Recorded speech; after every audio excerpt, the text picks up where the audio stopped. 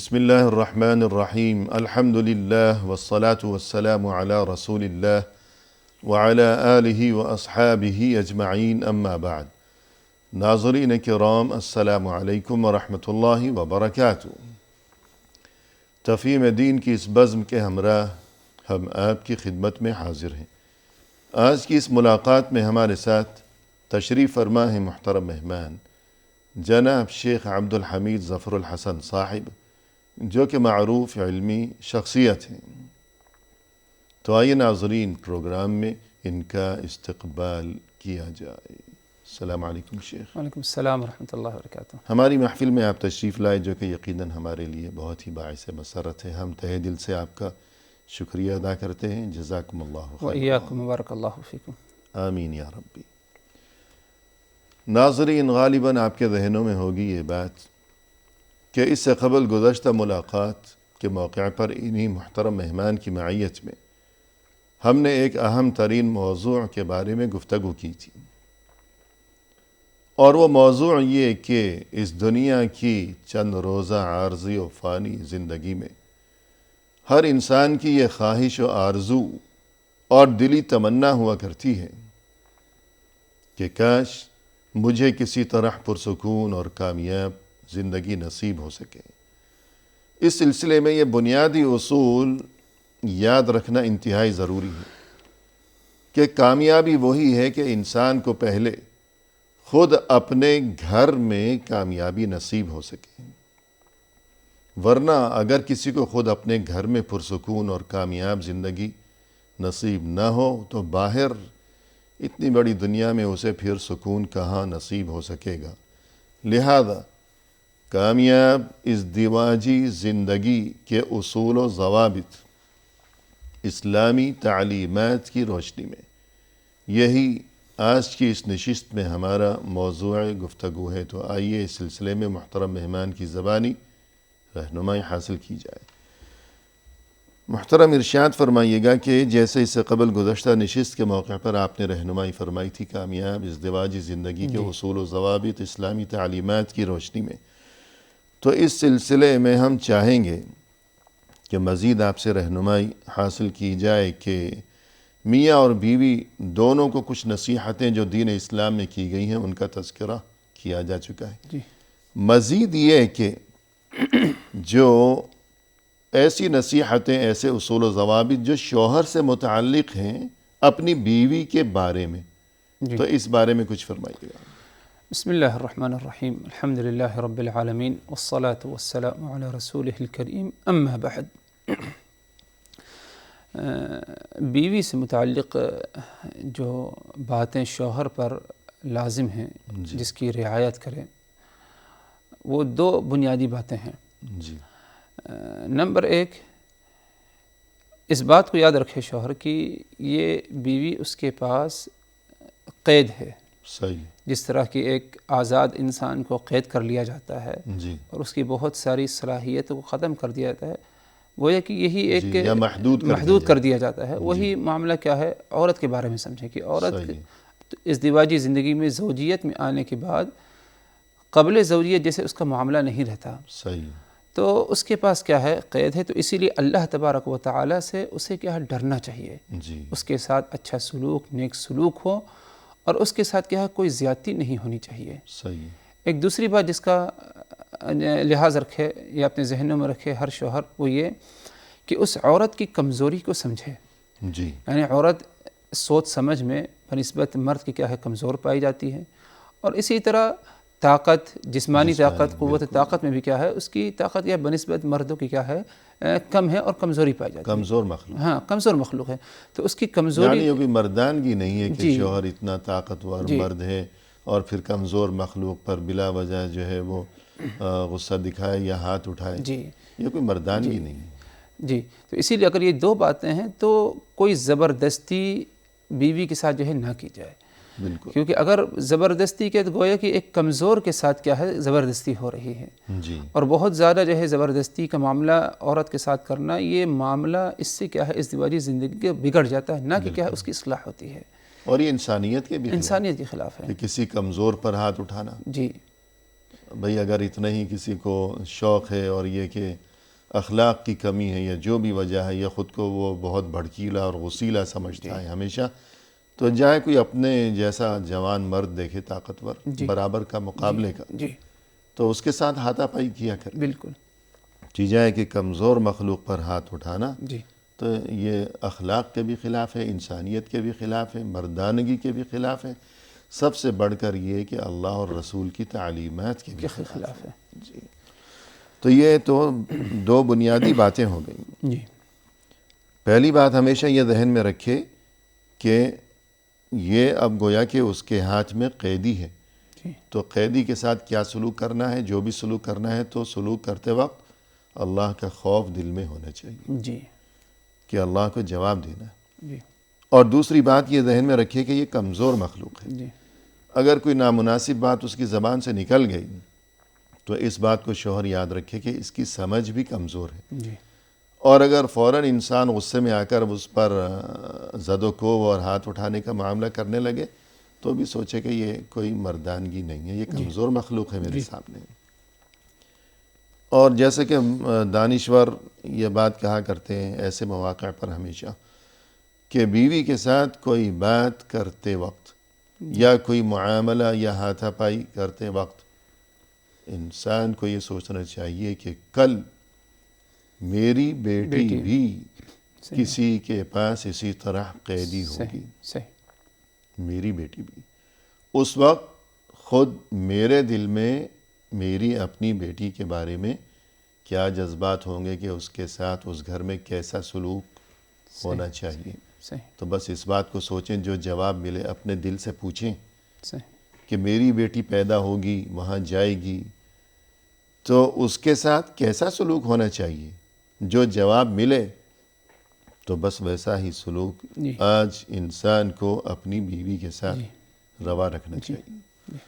مزید کچھ فرمائیے گا۔ جی، اس سلسلے میں اللہ کے رسول صلی اللہ علیہ وسلم کی یہ حدیث رکھ دی جائے، وضاحت کر دی جائے۔ آپ صلی اللہ علیہ وسلم نے مردوں کو، شوہروں کو جو ہے نصیحت فرماتے ہوئے کہا کہ استوصوا بالنساء، تم عورتوں کے ساتھ اچھا برتاؤ، اچھا برتاؤ رکھو۔ فإن المرأة خلقت من ضلع، عورتوں کے ساتھ حسن سلوک کے بارے میں تم مجھ سے وصیت قبول کرو کہ میں تمہیں وصیت کر رہا ہوں۔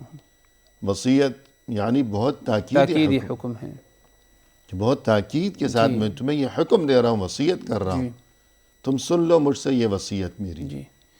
فإن المرأة خلقت من ضلع، کیونکہ عورت کی جو تخلیق ہے وہ پسلی سے ہے۔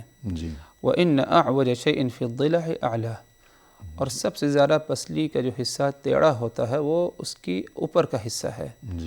آگے فرمائے اصلا فإن ذهبت تقيمه كسرته، اگر تم پسلی کے اوپر کے حصے کو، جو ٹیڑھا حصہ ہے اس کو سیدھا کرنا چاہو گے تو وہ ٹوٹ جائے گی۔ وإن تركته لم يزل أعوج، اور اگر تم اس کو اس کی حالت میں چھوڑ دو گے تو ہمیشہ ٹیڑھا پن اس میں رہے گا۔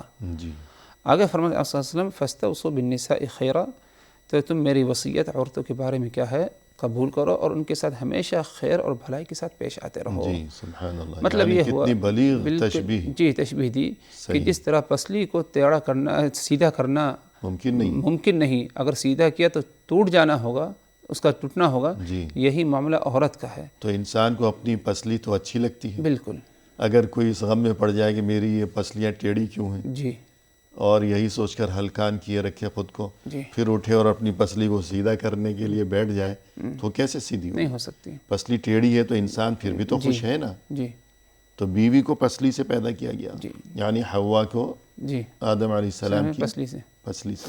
تو اسی لیے کہ عورت کو بہت زیادہ اپنے مزاج پر فٹ اتارنے کی کوشش کرنا، اپنے مزاج مطابق، یہ ٹوٹ جانا ہو یعنی طلاق واقع ہو جانا ہوگا۔ یہ جو ہے آپ صلی اللہ علیہ وسلم وکسرها طلاقها، یہ بھی آپ صلی اللہ علیہ وسلم کی جو ہے ایک نصیحت یا ایک وصیت یا ایک حکم تھا جو خاص طور پر جو ہے مردوں کے لیے، اس کو بھی جو ہے ذہن نشین پہ رکھنا چاہیے۔ تو گویا یہ ایک عام ضابطہ ہے جو کہ شوہر کو بیوی کے بارے میں ہمیشہ اپنے ذہن میں رکھنا چاہیے۔ پہلی بات تو یہ کہ یہ میری قید میں ہے، اور قیدی کے ساتھ جو بھی معاملہ کیا جائے گا تو ذہن میں اس بات کو رکھ کر کیا جائے گا کہ اللہ دیکھ رہا ہے۔ اور دوسری بات یہ ذہن میں رکھنی ہے کہ یہ کمزور ہے. اگر کوئی نامناسب بات بولتی ہے تو اس وجہ سے کہ اس کی سمجھ کمزور ہے. اگر میں اس کی نامناسب بات سن کر فوراً غصے میں آ جاؤں، مار پیٹ کروں، تو یہ اچھی بات نہیں، کیونکہ میں جس پر ہاتھ اٹھا رہا ہوں یہ کمزور مخلوق ہے. تو یہ باتیں ہو گئیں جو شوہر کو ذہن میں رکھنی ہے بیوی کے بارے میں. اور بیوی کو شوہر کے بارے میں کیا باتیں ذہن میں رکھنی ہیں؟ جی، ایک عام بنیادی بات جو ہر بیوی کو شوہر کے بارے میں اپنے ذہن میں رکھنی چاہیے وہ یہ کہ ہمیشہ بیوی حفاظت کرے. صحیح. یعنی اپنے عزت کی حفاظت، شوہر کے گھر کی حفاظت، اور اسی طرح مکمل طور پر کیا ہے، شوہر کی اطاعت اور فرما برداری کرنے کی کوشش کریں. شوہر کی کسی بھی قسم کی نافرمانی نہ ہو. اللہ کی بات الگ ہے کہ اگر شوہر اللہ اس کے رسول کی نافرمانی سے متعلق کوئی بات کہے تو ادھر اس کا حق ہے. کسی ایسی بات کا یا ایسے کام کا حکم دے جو اللہ اور رسول صلی اللہ علیہ وسلم کے احکام کے خلاف ہو، تو وہاں اس کی اطاعت و فرما برداری نہیں کی جائے اس معاملے اس معاملے میں. ورنہ عام حالات میں کیا ہے، ہمیشہ کیا ہے، شوہر کی اطاعت اور فرما برداری بیوی کو جو ہے کرنا چاہیے. یہ بنیادی بات ہے جو ہر عورت کو اپنے ذہن میں کیا ہے رکھنا چاہیے تاکہ اس کی ازدواجی زندگی کیا ہے کامیاب رہے، گھر کے معاملات چلتے رہیں. ہاں، گھر کا معاملہ چلتا رہے. صحیح. جی ٹھیک ہے. اور جیسے کہ قرآن کریم میں بھی ارشاد ہے کہ فالصالحات قانتات حافظات للغیب بما حفظ اللہ. تو اس آیت کی تشریح اللہ تبارک و تعالیٰ فرمائے فالصالحات قانتات حافظات للغیب بما حفظ اللہ. نیک عورتیں قانتات جو فرما بردار ہیں، حافظات للغیب بما حفظ اللہ، تمام ان چیزوں کی حفاظت کرتی ہیں، یعنی شوہر کے عدم موجودگی میں جن کی حفاظت کرنے کا اللہ تبارک و تعالیٰ نے کیا ہے حکم دیا ہے، اور اللہ تبارک و تعالیٰ کی طرف سے اس کی حفاظت کی جاتی ہے. یعنی اگر شوہر گھر میں موجود نہیں ہے تو شوہر کے گھر کی حفاظت، اس کے مال کی حفاظت، اس کی اولاد کی حفاظت، اگر شوہر کے اس کی عزت کی حفاظت، شوہر کے جو ہے اگر ماں باپ ہیں، والدین ہیں، اس کے چھوٹے بھائی بہن ہیں تو ان کے ساتھ بھی کیا ہے نیک سلوک ہونا چاہیے. یہ نہیں ہو کہ جو ہے عدم موجودگی میں کیا ہے عورت کیا ہے کسی قسم کی جو ہے حفاظت، اور اس سے پہلے ہی کہ قانتات فرما بردار، شوہر کی بھی فرما بردار اور اپنے رب کی بھی فرما بردار. تو اس کے بعد ہم آپ سے یہ جاننا چاہیں گے کہ دینی تعلیمات میں شوہر کو جو کچھ مخصوص تعلیمات دی گئی ہیں بیوی کے بارے میں، یعنی اب تک جو گفتگو کی گئی وہ عام ضابطہ تھا، تو اب کچھ مخصوص تعلیمات جو شوہر سے متعلق ہیں، تو اس بارے میں کچھ فرمائیے گا. جی، مخصوص تعلیمات میں سے ایک سب سے اہم جو تعلیم ہے شوہر کے لیے وہ یہ اپنے آپ کو ہمیشہ حاکم بنا کر کے رکھے اپنے گھر میں، یعنی بیوی پر، اپنے بال بچوں پر. حاکم کا مطلب یہ نہیں کہ یعنی حاکم بنا کر رکھے، یوں کہنے کی بجائے گویا اس رشتے کے حوالے سے یہ بات سمجھانا مقصود ہے کہ دینی فیصلہ یہ ہے کہ گھر میں شوہر حاکم ہے. یعنی بنا کر رکھنے کی بجائے یعنی اس کو جتانا کہ ڈنڈا لیے پھرتا رہے ہر وقت، یہ مقصد نہیں ہے، بلکہ سب اس بات کو قبول کریں کہ گھر کا بڑا جو ہے وہ شوہر ہے. اگرچہ وہ اس کا اظہار کرے یا نہ کرے، بلکہ نہ کرے تو اچھا ہے کہ بلا وجہ ہر وقت جو ہے وہ احسان جتانا، غصہ دکھانا، شور مچانا، دنگا فساد برپا کرنا، ایسا نہ ہو. شرافت اور اخلاق اور شیریں زبانی اپنائیں، لیکن دلوں میں سب اس بات کو قبول کریں کہ بڑا یہ ہے، اس کی عزت، اس کا خاص مقام و مرتبہ گھر میں ہونا چاہیے. اور یہ مقام و مرتبہ اللہ تبارک و تعالیٰ کی طرف سے کیا ہے شوہر کو حاصل ہے.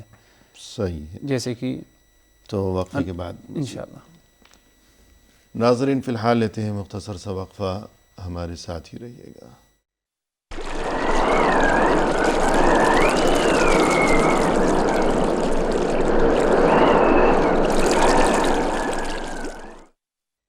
ناظرین کرام، وقفے کے بعد ہم حاضر خدمت ہیں. آئیے سلسلہ گفتگو کو آگے بڑھایا جائے اپنے مہمان کی زبانی.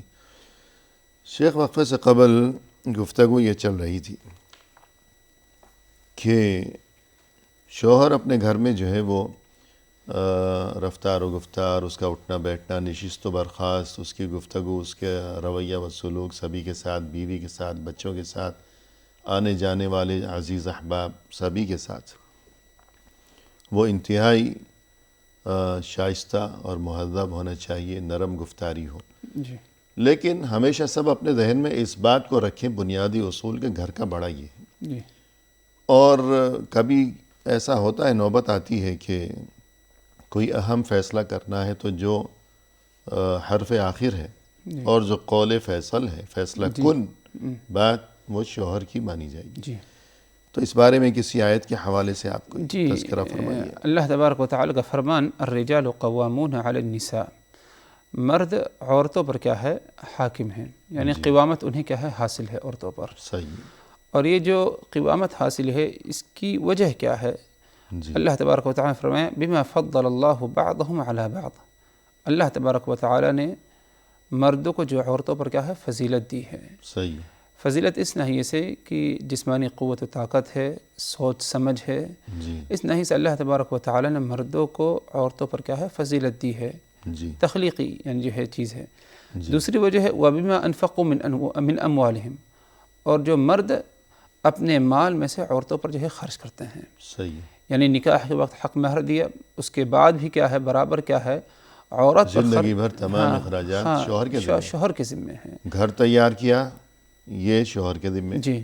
گھر میں اسباب، فرنیچر، یہ وہ سامان، اور یہ فریج، اے سی، جتنے بھی سامان ہیں، جو کچھ بھی مال و اسباب ہیں، شوہر کے ذمے۔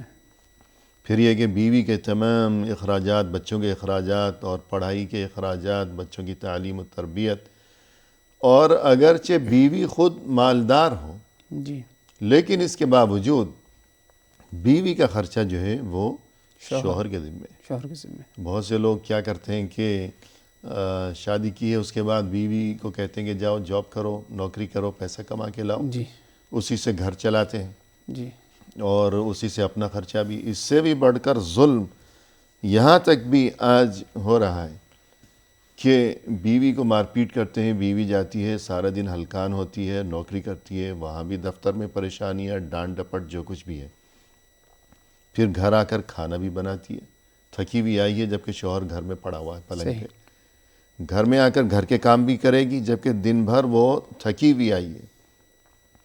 مہینے کے آخر میں بیوی کی محنت، خون پسینے کی محنت کی جو کمائی، جو تنخواہ ہے، وہ شوہر کے اکاؤنٹ میں جائے گی۔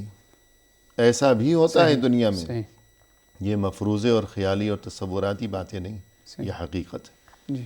تو یہ بہت ہی بے شرمی کی بات ہے اور بڑا ظلم ہے۔ دین یہ کہتا ہے کہ شوہر کو، یعنی ایسا شوہر پھر رعب کیوں جما رہا ہے جو بیوی کی تنخواہ پہ پل رہا ہے؟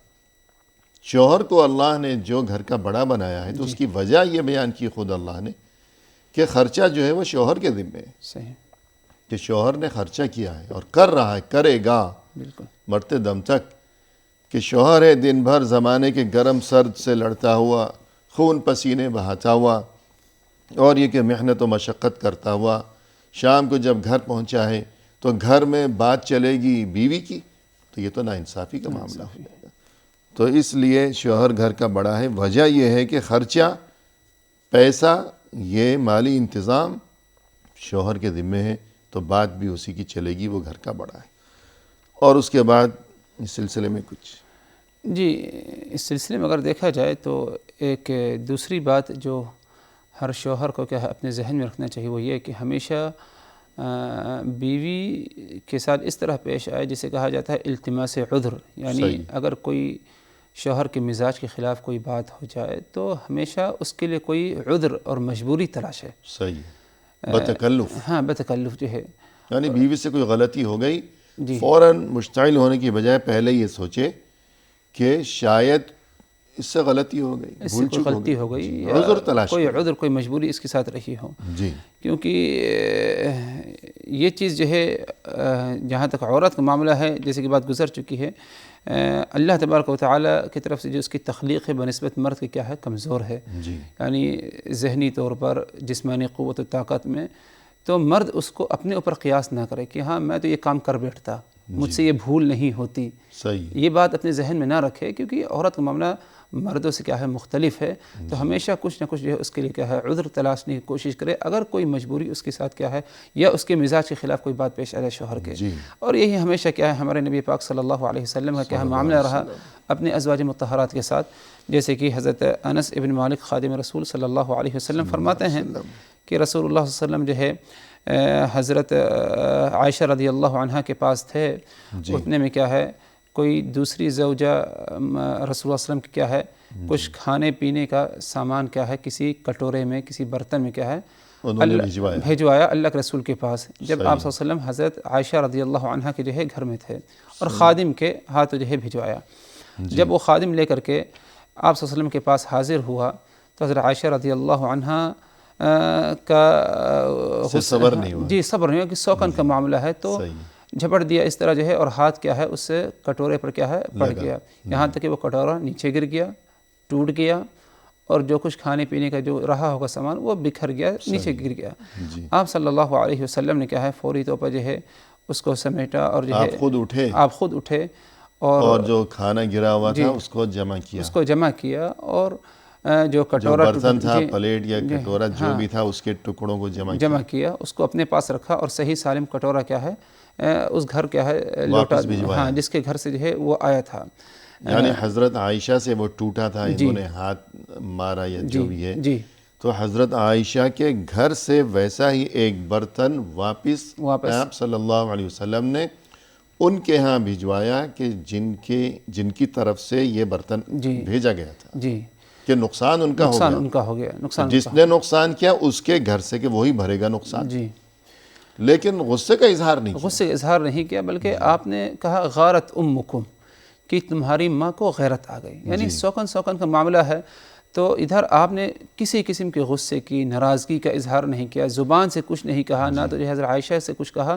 اور حضرت عائشہ کا نام بھی نہیں لیا کہ دیکھو عائشہ نے یہ کیا غیرت ہے، بلکہ کہا غارت امکم، جی تمہاری ماں یعنی ام المؤمنین، یعنی وہ مقام جو ہے وہ برقرار رکھا، ان کو غیرت آ گئی، ان کو غیرت آئی، اتنا ہی کہتے رہے، یعنی وہی کہنے کا مقصد ہے کہ آپ صلی اللہ علیہ وسلم ادھر ان کے مزاج کو سمجھا، رعایت کی کہ ہاں یہ کمزور مخلوق ہے، فطری چیز ہے کہ عورت میں کیا، اور یہ بھی نہیں فرمایا کہ تم نے توڑا ہے اٹھو سمیٹو، جی خود اپنے ہاتھ سے آپ صلی اللہ علیہ وسلم جی، بلکہ آپ صلی اللہ علیہ وسلم خود اٹھے اور وہ کھانا سمیٹا اور ان بکھرے ہوئے ٹکڑوں کو جو ہے وہ اکٹھا کیا، جو کچھ بھی کیا خاموشی کے ساتھ خود ہی اپنے ہاتھوں سے کیا، بیوی کو کچھ نہیں کہا اور نہ زبان سے برا کہا، بس یہ کہا کہ غیرت آ گئی ہے، اور نام بھی نہیں لیا کہ یہ عائشہ کو اتنی غیرت آ گئی، بلکہ وہ مرتبہ مقام برقرار رکھا کہ جو کوئی بھی وہاں دیکھ رہے تھے یا جو بھی تھے انہیں کہا کہ تمہاری ماں کو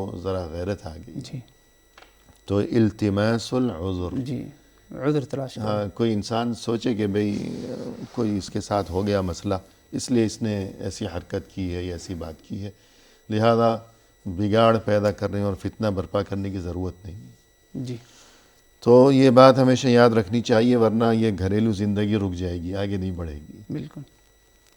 تو اس کے بعد مزید اس سلسلے میں شوہر کو کیا تعلیم ہے؟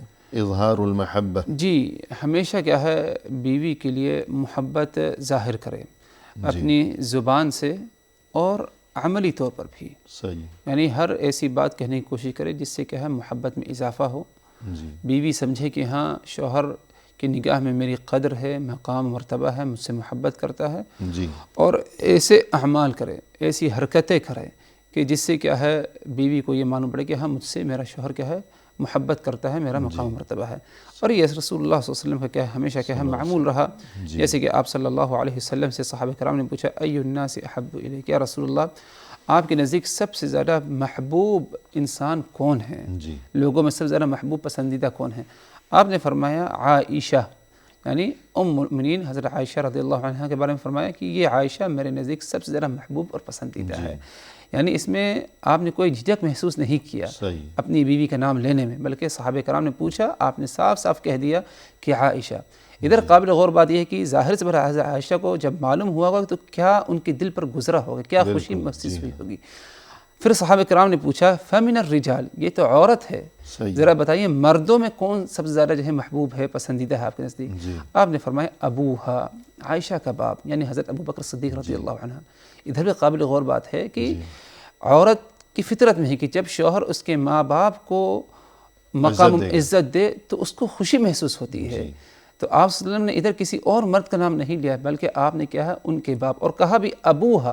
یہ کہہ سکتے کہ ابو بکر، بلکہ ابو بکر کا نام نہ لیتے ہوئے آپ نے کہا کہ ابوہا، انہی کی طرف منسوب کیا، کہ رشتہ انہی سے جوڑا، انہی سے رشتہ ہے کہ عائشہ مجھے تمام انسانوں میں سب سے زیادہ پسند ہے، اور مردوں میں جو سب سے زیادہ مجھے پسند ہے تو وہ بھی عائشہ ہی کا باپ ہے، عائشہ ہی کا باپ، جی، کہ ادھر ہی رشتہ جوڑا۔ بالکل یہ چیز ہے۔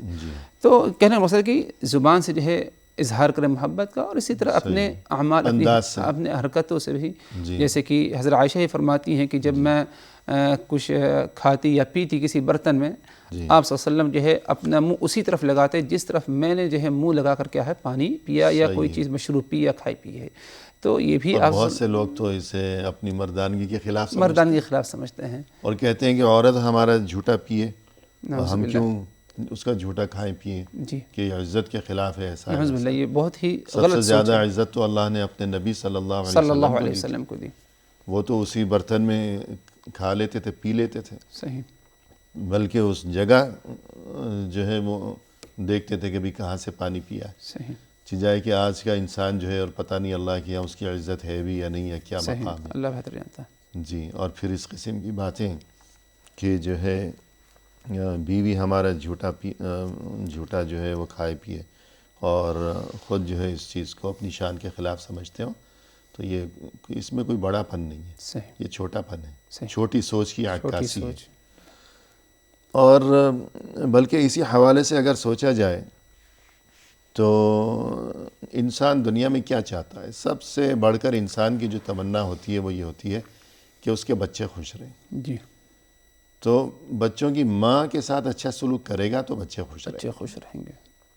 چلیے اپنی بیوی کے لیے نہ صحیح، بچوں کی ماں کہ ہماری میٹھی گفتگو، ہمارے یہ کام، ہمارے یہ انداز بیوی کی خوشی کے لیے نہ صحیح، تو بچے تو ہمیں بہت اچھے لگتے ہیں، سب سے اچھے لگتے ہیں، تو اپنے بچوں کی خوشی کے لیے ہی آدمی ان کی ماں کے ساتھ عزت کا معاملہ روا رکھا کرے۔ اور بچے عموماً کیا ہے، فطرتاً کیا ہے، ماں کے ساتھ زیادہ جو ہے وہ ان کا وہ رجحان اور میلان ہوا کرتا ہے، تو بچوں کی خوشی کے لیے ہی آدمی ان کی ماں کو ذرا جو ہے عزت دے دیا کرے اور اچھا سلوک اس کے ساتھ روا رکھے۔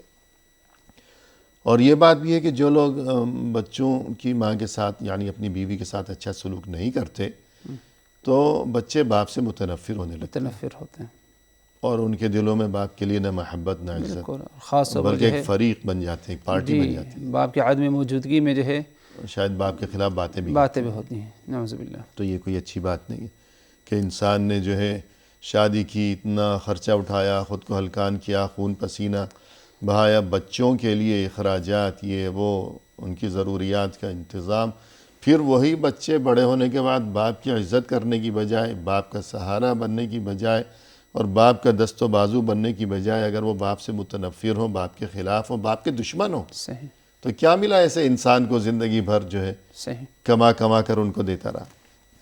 تو ایک وقفہ لیتے ہیں انشاءاللہ۔ ناظرین فی الحال لیتے ہیں مختصر سا وقفہ، ہمارے ساتھ ہی رہیے۔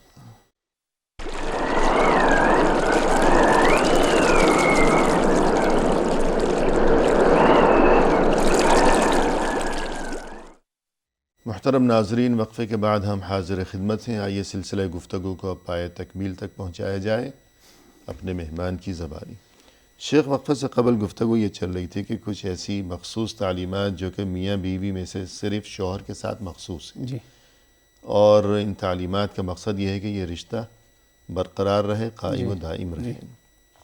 تو اس سلسلے میں شوہر کو انفاق یعنی جو مالی ضروریات ہیں بیوی کی، بچوں کی اور گھر کی، تو یہ ذمہ داری شوہر پر ڈالی گئی ہے، اس ذمہ داری کو بحسن خوبی نبھانا چاہیے، اس بارے میں کچھ فرمائیے۔ جی، جہاں تک بیوی کا معاملہ ہے تو اس پر جو خرچ ہو وہ شوہر کو جو ہے فراخ دلی کے ساتھ، اسراف فضول خرچی سے بچتے ہوئے فراخ دلی کے ساتھ خرچ کرنا چاہیے، اور یعنی کنجوسی سے بھی بچتے ہیں۔ ہاں، یہ شوہر پر کیا ہے ایک تاکیدی حق ہے بیوی کا. صحیح. جیسے کہ اللہ کے رسول صلی اللہ علیہ وسلم نے فرمایا وَلَهُنَّ عَلَيْكُمْ رِزْقُهُنَّ وَكِسْوَتُهُنَّ بِالْمَعْرُوفِ.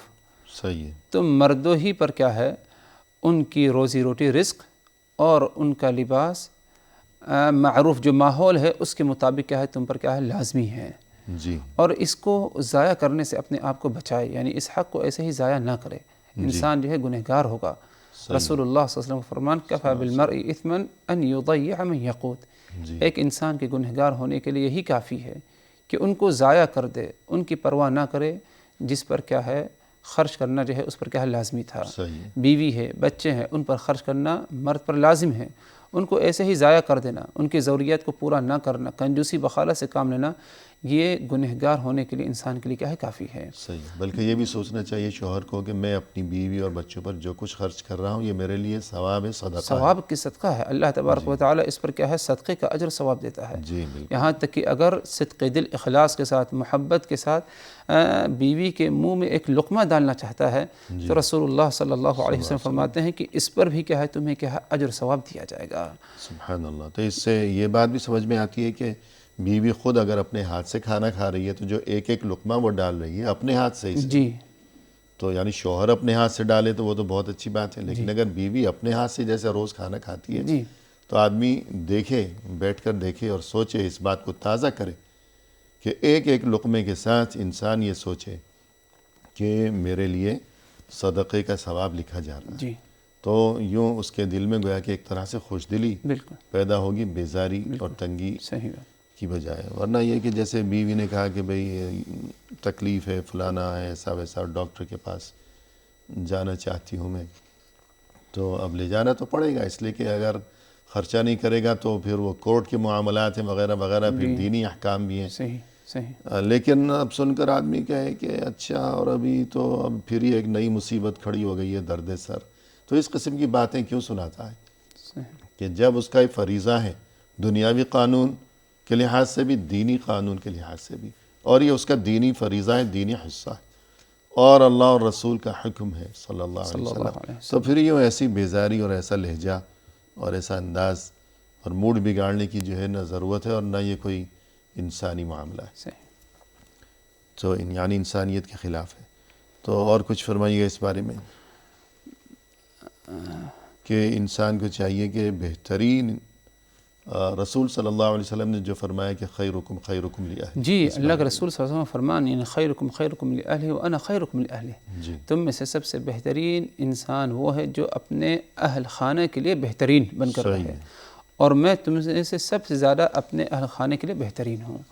یعنی انسان وہی بہترین انسان ہے، اسی انسان کو مقام مرتبہ بلند حاصل ہے جو اپنے اہل خانہ بیوی بچوں کے ساتھ کیا ہے اچھی زندگی گزارے، اچھے سلوک کے ساتھ کیا ہے پیش آئے، ان کو تکلیف دینے سے اپنے آپ کو کیا ہے بچائے، بلکہ ہمیشہ اپنی طرف سے کیا ہے ان کو خیر و بھلائی پہنچائے. اور یہی رسول اللہ صلی اللہ علیہ وسلم کو جو ہے معمول رہا. جب آپ صلی اللہ علیہ وسلم اپنے گھر میں ہوا کرتے تھے تو بیٹھے نہیں رہتے، بلکہ گھر والوں کے کام میں ہاتھ بٹایا کرتے تھے. یعنی پکوان ہے اس میں ہاتھ بٹانا چاہیے مردوں کو، گھر کی صفائی ستھرائی ہے، یہ سب آپ صلی اللہ علیہ وسلم کو مشغلہ رہا. اپنے کام بھی خود کیا کر لیا کرتے تھے. کپڑا پھٹ گیا ہے تو پیبند خود لگاتے تھے، جوتا پھٹ گیا ہے تو خود اس کی سلائی مرمت کر لیتے تھے. اور اس سے بھی بڑھ کر یہ کہ جو ازواج مطہرات تھیں ان کے کاموں میں بھی ہاتھ بٹایا کرتے تھے آپ صلی اللہ علیہ وسلم. تو آج اگر کبھی ضرورت پڑ گئی کہ بیوی کی طبیعت ناساز ہے یا اور کوئی وجہ ہو گئی، اگر کبھی آدمی اٹھ کر گھر میں یہاں تک کہ کبھی جھاڑو بھی لگا لے، صفائی کر لے، آج کل تو ویکیوم کلینر ہے، مشینیں ہیں، یا کپڑے دھونے پڑ گئے، یا اگر کھانا پکانا آتا ہے تو کبھی خود بھی پکا لیا، تو اس میں کوئی حرج نہیں. کوئی ضروری نہیں کہ بیوی بیمار ہے بستر پہ پڑی ہے تو بس آ کر اسی کو جگائے اور اٹھائے کہ چلو اٹھو کام کرو. تو یہ کوئی اچھی بات نہیں ہے. اور ایک بات یہاں یہ بھی یاد رکھنی چاہیے کہ جس طرح یعنی اگر شوہر یہ چاہتا ہے کہ میرا گھر اور یہ رشتہ قائم دائم رہے اور بچے خوش رہیں، آباد رہیں، تو جس طرح شوہر یہ چاہتا ہے کہ بیوی جو ہے وہ صاف ستھری ہو، تو اسے یہ بات یاد رکھنی چاہیے کہ بیوی کے سینے میں بھی دل ہے. یہ اور بات ہے کہ وہ شرم کی وجہ سے کچھ اپنی زبان سے کہتی نہیں، تو انسان کو چاہیے کہ خود بھی صاف ستھرا رہے گھر میں، بالکل زینت اختیار کرے، زینت اختیار کرے، یعنی کہ اچھے کپڑے اور خوشبو ساری باہر جانے کے لیے، گھر میں بھی صاف ستھرا رہے، گندا نہ رہے۔ بالکل رسول صلی اللہ علیہ وسلم گھر آتے ہی سب سے پہلے مسواک کیا کرتے رہے، منہ کی جو ہے صفائی کہ ایسا نہ ہو کہ بات کرتے وقت کسی کو کچھ ناگواری محسوس ہو۔ تو خود بھی گھر میں بھی انسان صاف ستھرا رہے، جیسے اس کی یہ خواہش ہوتی ہے کہ بیوی صاف ستھری رہا کرے۔ اور مزید اگر ہم آپ سے یہ جاننا چاہیں آخر میں کہ اس بارے میں وہ خاص باتیں جن کا بطور خاص بیوی کو خیال رکھنا چاہیے، جی کچھ فرمائیے۔ جی، ایک بنیادی بات گزر چکی ہے اس سے پہلے، وہ یہ کہ شوہر کی اطاعت اور فرما برداری، صحیح ہے، شوہر کی اطاعت اور فرما برداری یہ لازم ہے، اور اس پر جو ہے اللہ تبارک و تعالی نے جنت کا وعدہ بھی کیا ہے عورت سے، جیسے کہ آپ صلی اللہ علیہ وسلم نے فرمایا کہ اگر عورت اپنی 5 وقت کی نماز پڑھ لے، رمضان کا روزہ رکھ لے، اپنی شرمگاہ کی حفاظت کرے، اور فرمایا وَأَطَاعَتْ بَعْلَهَا، اپنے شوہر کی اطاعت کرے، دخلت من ای ابواب الجنت شاءت، تو جنت میں چاہے جس دروازے سے چاہے وہ کیا ہے جنت کی داخل ہو سکتی ہے۔ تو ان باتوں میں نماز ہے، رمضان کا روزہ ہے، شرمگاہ کی حفاظت، یہ سب فرائض میں سے ہیں۔ جی ہاں، اور ساتھ ہی اور ساتھ یہ کہ عورت کی ذمہ داریاں کوئی بہت لمبی چوڑی نہیں، مرد کی تو بہت لمبی چوڑی ذمہ داریاں ہیں دین میں، جی، تو بیوی کے لیے، عورت کے لیے تو اتنا مختصر سا معاملہ ہے، یہ کتنے 4-5 کام ہیں، اگر یہ کر لے تو اس کے لیے جنت کا وعدہ آپ صلی اللہ علیہ وسلم نے کیا ہے، جس میں سے شوہر کی اطاعت، نماز کی پابندی اور رمضان کے روزے اور اپنی عزت کی حفاظت اور شوہر کی فرما برداری، بس، اور کچھ بھی نہیں ہو گیا کام، جنت میں داخلہ یقینی ہو گیا انشاءاللہ۔ اور اس کے علاوہ اسی طرح عورت کو چاہیے کہ شوہر کی حاضری میں اگر وہ موجود ہے گھر پر تو بغیر اس کی اجازت کے نفل روزے نہ رکھے، بغیر اس کی اجازت کے نفل روزے نہ رکھے۔ اللہ کے رسول صلی اللہ علیہ وسلم نے اس سے منع فرمایا، کہا آپ نے لا تصوم المرأة وبعلها شاہد الا باذنہ، عورت کوئی روزہ اس وقت تک نہ رکھے اگر اس کا شوہر موجود ہے جب تک کہ اس سے اجازت نہ لے لے، یعنی نفل روزہ رمضان کا روزہ رکھ سکتی ہے، اس میں شوہر کو روکنے کی کوئی ضرورت نہیں، نہ تو روکنے کا کوئی حق ہے، لازمی ہے۔ جہاں تک نفل روزے ہیں ان کے لیے کیا ہے، اگر شوہر موجود ہے گھر پر تو اس سے اجازت لے لے۔ اور اس کی وجہ یہی ہے کہ شوہر کے دل میں اگر رغبت ہو، پھر وہ دیکھے کہ یہ تو روزہ رکھے بیٹھی ہے، تو ایسا نہ ہو کہ اس کے خیالات ادھر ادھر بھٹکنے لگیں، یا یہ کہ معاملہ جو ہے وہاں خوشگوار ماحول کی بجائے ناخوشگواری کا عنصر جو ہے نمایاں ہونے لگے، تو اس چیز کو روکنا مقصود۔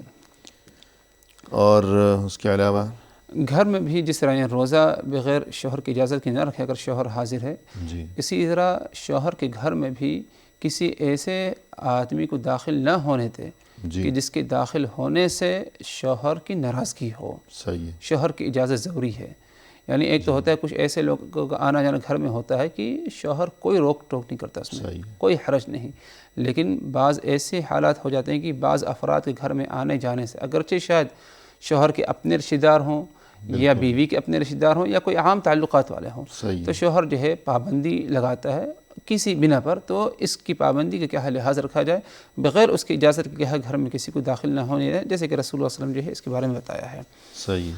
اور اسی طرح عورت کو چاہیے کہ شوہر کے مال میں سے بغیر اس کی اجازت کیا ہے خرچ نہ کرے، بغیر اس کی اجازت خرچ نہ کرے، الا کہ اگر شوہر جو ہے کنجوسی بخالت سے کام لیتا ہے تو حسب معمول یا جو ماحول ہے دستور کے مطابق اس کے مال میں سے کچھ لے سکتی ہے، یعنی معقول حد کے اندر، معقول حد کے اندر اس کی بغیر اجازت کے لے سکتی ہے، اگر شوہر گھر کے خرچے کے لیے، جی، اگر شوہر حق ادا نہیں کر رہا ہے، ورنہ حق ادا کرتا ہو شوہر اور اس کے بعد کچھ نکالنا چاہے اس کے مال میں سے بغیر اس کی اجازت کے، تو یہ غیر مناسب عمل ہے، اس کی اجازت لے لینی چاہیے۔ یہ چیز ہیں بالکل۔ اور اس کے علاوہ اسی طرح شوہر کو ہمیشہ راضی رکھنے کی کوشش کرے، کسی قسم کی تکلیف اور اذیت اس تک جو ہے نہ پہنچنے دے، زبان سے، اپنی حرکت سے، اپنے کردار سے کسی بھی طرح جو ہے اس کو تکلیف نہ پہنچائے۔ اللہ کے رسول صلی اللہ علیہ وسلم فرماتے ہیں لا تؤذی امرأة زوجها في الدنيا الا قالت زوجته من الحور العين لا تؤذيه قاتلك الله فانما هو عندك دخيل يوشك ان يفارقك الينا۔ عورت کی سخت وعید ہے اس حدیث میں، فرمایا صلی اللہ علیہ وسلم نے کسی عورت کو جائز نہیں کہ دنیا میں اپنے شوہر کو تکلیف پہنچائے، جب تک اگر تکلیف پہنچاتی ہے تو جنت میں جو حور عین ہیں اس کے شوہر کے لیے وہ کہتی ہے لا تؤذی، کہ تم اس کو تکلیف مت پہنچاؤ، قاتلک اللہ، اللہ تمہیں کیا ہے ہلاک کرے، فإنما هو عندك دخیل، وہ تمہارے پاس تو کچھ دیر کے لیے ہے، کچھ وقتی ہے، اور عن قریب ہے کہ تمہیں چھوڑ کر کے ہمارے طرف کیا ہے رخصت ہوگا۔ تو اس حدیث کو بالکل وعید ہے، ہمیشہ جو ہے شوہر کو خوش رکھنے کی کوشش کرے، کسی قسم کی کیا ہے تکلیف نہ پہنچائے۔